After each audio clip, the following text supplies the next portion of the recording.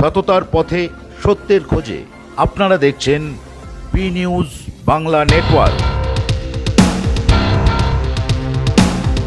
দীর্ঘদিন ধরে মেধা তালিকায় নাম থাকা সত্ত্বেও বঞ্চিত শিক্ষিত যুবক যুবতীরা সরকারি যৌথ মঞ্চে এর আগেও 2 দফায় অনশন করেন কেন্দ্রীয় হারে দিয়ে সহ 4 দফা দাবিতে, যেগুলি হলো নবম থেকে দ্বাদশ শ্রেণী পর্যন্ত নিযুক্ত এনএসকিউএফ শিক্ষক শিক্ষিকাদের সরাসরি সরকারের আওতায় এনে স্থায়ীকরণ এবং বেতন কাঠামো তৈরি, দুর্নীতিগ্রস্ত শিক্ষক শিক্ষিকা যারা টাকার বিনিময়ে চাকরি পেয়েছেন তাদের চাকরি খারিজ করে যোগ্য প্রার্থী যারা তারা কলকাতার রাজপথে পরিবার পরিজন ছেড়ে তাদের চাকরিতে নিযুক্ত করা, অস্থায়ী এবং চুক্তিভিত্তিক কর্মীদের স্থায়ীকরণ প্রভৃতি।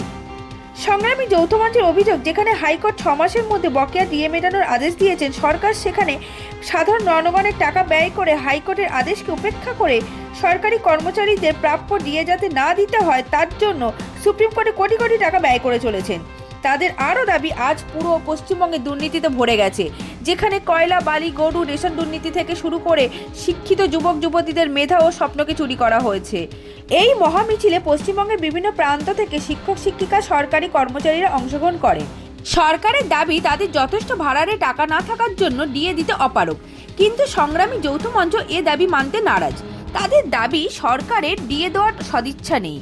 ডিএ বৃদ্ধি পেলে সমাজে বিভিন্ন শ্রেণীর মানুষের দৈনিক পারিশ্রমিক বৃদ্ধি পায় এবং সমাজের সার্বিক বৃদ্ধি ঘটে, যার ফলে ডিএ না দিয়ে সরকার শুধুমাত্র সরকারি কর্মচারীদের বঞ্চিত করছে তা নয়, সরকার সমগ্র সমাজকে তাদের ন্যায্য প্রাপ্য থেকে বঞ্চিত করছে।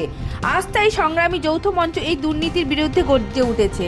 বি নিউজ বাংলা নেটওয়ার্কের প্রতিনিধি সোমা দেবনাথ বেনুদেব। বাতিল দুর্গ ঘুরিয়ে গেছেন নবান্নতে ছাড়, বাতিল দুর্গ ঘুরিয়ে গেছেন নবান্নতে ছাড়, জনরথের পথের ধুলায় মিশবে এ সরকার, যাদের তুমি সাবধান সাবধান, নাইকো সস্তা রক্ত ঘাম বুঝে নিতে উচিত দাম, এই সংগ্রাম চলছে চলবে, গরু পাচার বালি পাচার পাচার হলো শিক্ষা, গরু পাচার বালি পাচার পাচার হলো শিক্ষা, কর্মচারীর পকেট কেটে ভোটের নামে ভিক্ষা, মুখ্যমন্ত্রী লজ্জা নাই লজ্জা নাই, খোঁজার চালায় রাজ্য চলে, নীরবে নাচেন বিনার তালে, ফসক তোমার লজ্জা নাই লজ্জা নাই, হচ্ছে যারা দিলের বেলায় রাজকোষায় থাকা, জানতে চাইছি জোগাড় থেকে বিজ্ঞাপনের টাকা, মুখ্যমন্ত্রী জবাব চান হচ্ছে যারা দিলের বেলায় রাজকোষায় থাকা, জানতে চাইছি জোগাড় থেকে বিজ্ঞাপনের টাকা, মুখ্যমন্ত্রী জবাব চাই জবাব দাও, পেশা মোদি করছে যত মো সাহেবের দল, পেশা মোদি করছে যত মো সাহেবের দল, শুনে রেখো তোমরা সবাই আত্মমাকাল ফল, শাসক তোমার লজ্জা নাই লজ্জা নাই, সংগ্রামী সংগ্রামী সংগ্রামী যৌথ মঞ্চ জিন্দাবাদ, সংগ্রামী সংগ্রামী সংগ্রামী যৌথ মঞ্চ জিন্দাবাদ, বর্তমানে পিছি বাড়ি শিক্ষাটা বিক্রি নাই, তাই সংগ্রাম চলছে চলবে, বর্তমানে পিছি বাড়ি মেরুদণ্ড বিক্রি নাই, তাই সংগ্রাম থামছে না থামবে না, বর্তমানে পিছি বাড়ি আমার ভাইয়ের চাকরি চাই, তাই সংগ্রাম দিনে রাতে বাড়ছে, বর্তমানে পিছি বাড়ি আমার ভাইয়ের চাকরি চাই, তাই সংগ্রাম থামছে না থামবে না,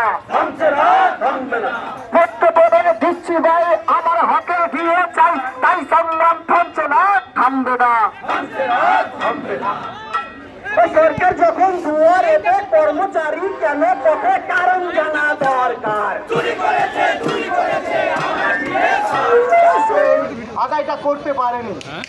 যখন আদালত আমাদেরকে জানিয়ে দিল যে হ্যাঁ মহার্ঘ ভাতা আপনাদের অধিকার, লিগাল এনফোর্সেবল রাইট, আমরা সেই অধিকারও ধরে রাখতে পারছি না। যতক্ষণ পর্যন্ত আদালতের রায় আছে, হাইকোর্টের রায় যখন ছিল, সরকার যখনও পর্যন্ত সুপ্রিম কোর্টে যায়নি, কেন আমরা সেই রায়কে দখল করতে পারলাম না? প্রশ্নটা করতে হবে প্রত্যেকটা নেতৃত্বকে, প্রত্যেকটা সংগঠন ধরে ধরে, যে হাইকোর্ট যখন বলে দিল 6 মাসের মধ্যে এই সরকারি কর্মচারীদের মহার্ঘ ভাতা প্রাপ্য দিন থেকে মিটিয়ে দিতে হবে। কেন আমরা আদায় করতে পারলাম না? সরকার নিজের সময় মতো সময় পেরিয়ে সুপ্রিম কোর্টে গেছে। এখন আপনার আমার টাকা কোটি কোটি টাকা খরচ করে সেই তারিখটাকে পিছিয়ে পিছিয়ে পিছিয়ে আজকে মহার্ঘ ভাতা থেকে যখন তার ঐচ্ছিক রূপে প্রতিষ্ঠিত করার দাবি করছে, তখনও আমরা চুপ করে থাকবো, এটা হতে পারে না। দাবিটা হচ্ছে যে আমাদের মেন দাবি যে যারা শিক্ষিত বেকার যুবক সেই কর্মসংস্থান আগে করতে হবে। সাথে সাথে আমাদের যে দাবি সেই দিয়ে কেন্দ্রীয় হারে আমাদের দিতে হবে।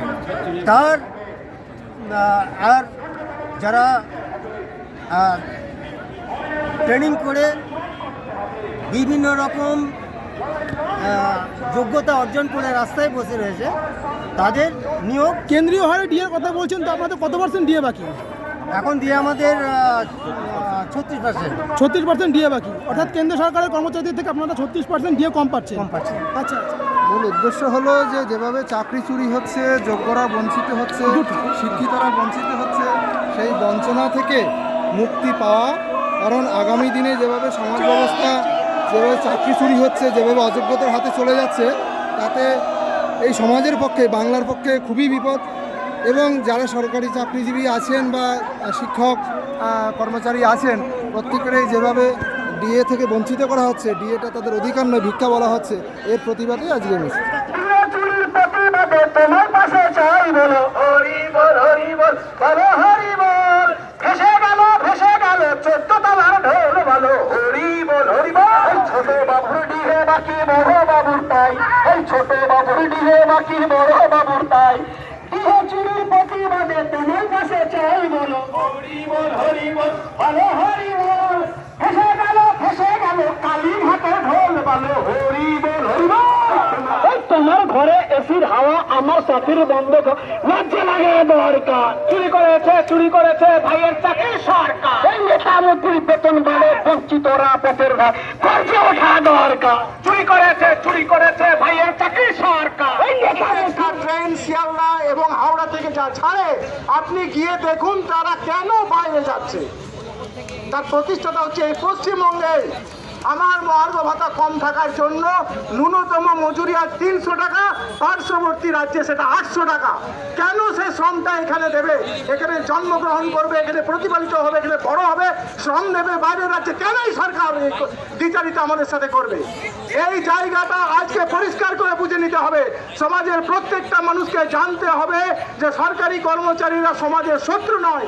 সমাজের সমস্ত অধিকার প্রতিষ্ঠা করার জন্য তারা যে লড়াইটা লড়ছে, আপনাদের বন্ধু আমাদের সাথে থাকতে হবে, তবে এই সমাজটা সুরক্ষা পাবে। নমস্কার, বি নিউজ চ্যানেলের পক্ষ থেকে আপনাদের সকলকে স্বাগত জানাই।